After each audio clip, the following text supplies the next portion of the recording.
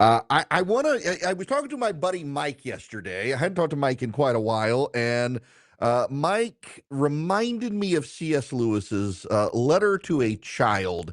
Lewis wrote. He was very good about writing letters back to children, and he wrote a letter to Joan, who lived in the United States. They began a correspondence of 20 letters, and Joan, who was a young kid, asked C.S. Lewis about writing. And he wrote 5 things for Joan to consider, and they're excellent pieces of advice.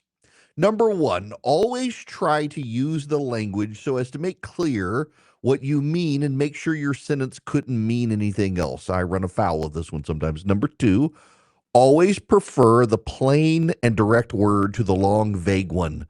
Don't implement promises, but keep them. Number three, never use abstract nouns when concrete ones will do. If you mean more people died, don't say mortality rose. In writing, don't use adjectives which merely tell us how you want us to feel about the thing you are describing. I mean, instead of telling us the thing was terrible, describe it so we are terrified.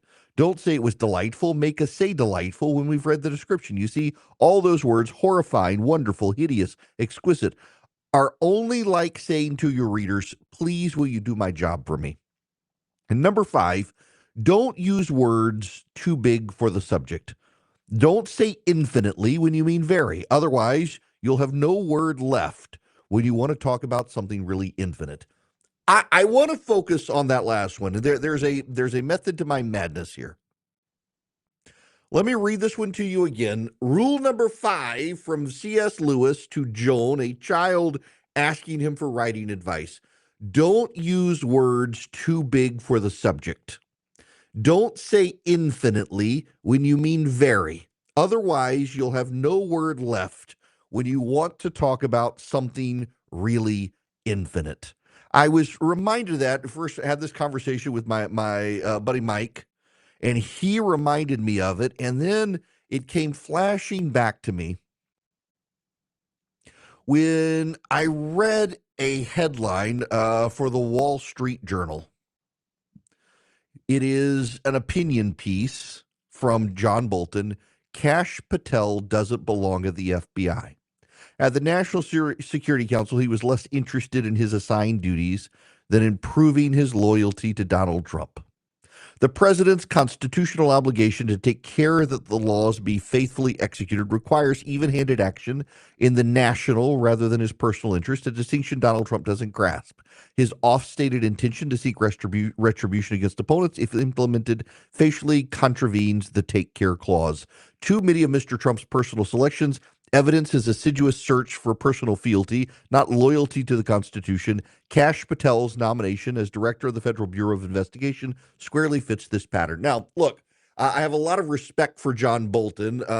He and I did have an exchange on my show, one of the few people I've interviewed who wrote a book, and I wanted to ask him, why did you save all this stuff for your book, all these accusations against Trump? Why were they saved for the book instead of like out at the time? And he didn't really have a good answer for it. Here's the problem, and it goes back to C.S. Lewis. When you've used the words over and over and over, you lose the ability to use more expansive words. If something is not infinite and you call it infinite, you can't then, when you stumble upon infinite, use that word. It's muted. The power of the word is gone. You know, words have power. Words have power. If you don't believe me, let me give you a great example of words having power. In fact, I suspect you all know about this particular story. Let me find the specific chapter here because I want you to understand how powerful words can be. Here we go. Yes. Right here. Yes. Yes. Sorry, I'm just getting to the right point. Yes. Here we go. So Jesus goes to his friend Lazarus. Lazarus has died. And what does Jesus say? Lazarus, come out. His words had power. Lazarus, come out. Side note, a lot of people say, well, this wasn't in the Synoptic Gospels, it wasn't in Matthew, Mark, and Luke. Why is John have it? Well, the traditional understanding is that Lazarus lived for quite some time afterwards, and Matthew, Mark, and Luke had already come out. The Romans would have hunted him down and killed him. So John waits until John was very young, and John lives until 99 AD, and tells the story of Lazarus. Lazarus would have been known to people, but they kept it out of the main scripture. They didn't want the Romans hunting him down and trying to kill him. In fact, John says it actually was raising Lazarus from the grave that actually was the trigger to implement the plot to kill Jesus. Now, nonetheless, I digress on that point. I get that question all the time when I bring this up. But Jesus says, Lazarus, come out. Words have power. There is probably one of the greatest evidences of words having power. The other one, let there be light, and there is light. Words have power. And when you use the words over and over and over again, the words begin to diminish in power.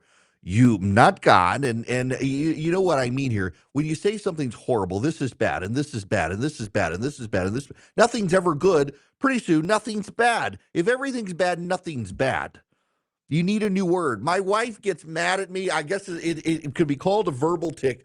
One of the things I say regularly is it's not bad.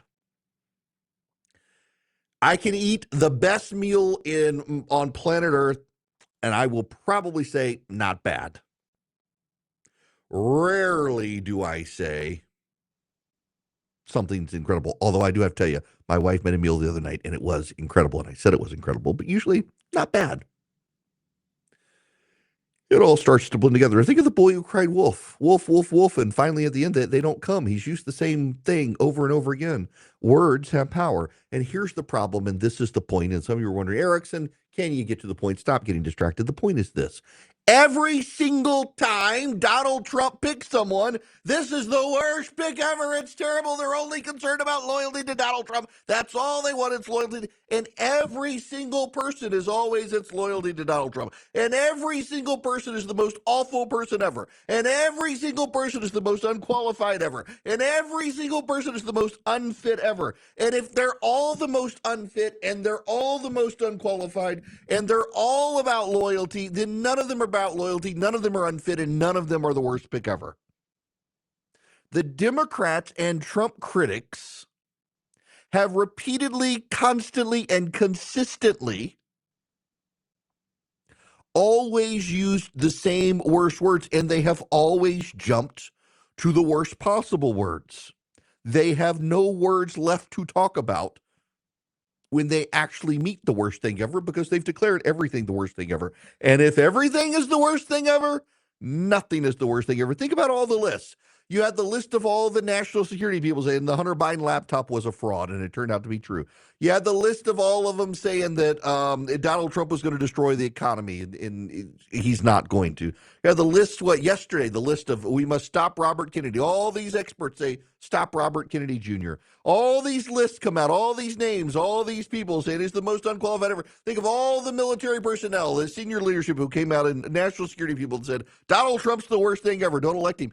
At some point, nobody believes you anymore. Your words have no more power. Just let's go back into stories from Scripture. So when the Israelites leave Egypt, they see during the day a pillar of cloud, and at night it turns to a pillar of fire, and it stays with them. And over time, it becomes so mundane, they're like, hey, God's not here, let's go sin. There's a pillar of fire right in front of you. Like, nah, can't be. Been there the whole time. Not a big deal. Let's go. Imagine if Jesus just walked around every single day, and the Bible said, healed, healed, healed, healed, healed, healed, healed, healed. Wake up, wake up, wake up. You're not dead. You're not dead. You're not dead. Healed, healed, healed, healed. I mean, that when the Bible becomes that, it becomes such a mundane thing. In Scripture, in these stories of the miraculous and the healings, they're all very unique, and very rarely is it the same thing over and over. It's Jesus had the power to bring people back to life, but it's not something that's in the Bible like done, done, healed, healed, healed. Arise, arise, arise, arise, arise, arise. It just kind of wear you out the story. Like move on with the plot. And it's the same way with this, where the Democrats are like, oh, worst ever, worst ever, worst ever, worst ever, worst ever. They're not the worst ever. They've fallen into a rhetorical trap in trying to stop Donald Trump. So many people no longer care. And I have to tell you, as someone who has concerns and has voiced concerns about some of Donald Trump's picks, I myself am at the point where I'm like, might as well confirm them all. I really don't want Robert Kennedy Jr. at HHS. I think he would be terrible. But when I hear, oh, the Nobel laureates, he would be the worst thing ever. Really? He'd be worse than Dr. Fauci, who you guys love. Really? He would be worse than the last guy. Really? He'd be the worst thing ever, the most unqualified ever. Really? You've got a dude who thinks he's a woman at HHS, totally anti-biology, totally anti-science. You think this is going to be the worst thing ever? What's worse, Robert Kennedy or the dude who dressed up like the dog to have sex and stole women's luggage at the energy department? What's really worse? When everything is terrible, nothing is terrible. People have got to rein in their vocabulary. Don't use words too big for the subject. Don't say infinitely when you mean very. Otherwise, you'll have no word left when you want to talk about something really infinite. Listen, please, Democrats, members of the media, anti-Trump Republicans, please, if you're not going to listen to me, listen to C.S. Lewis.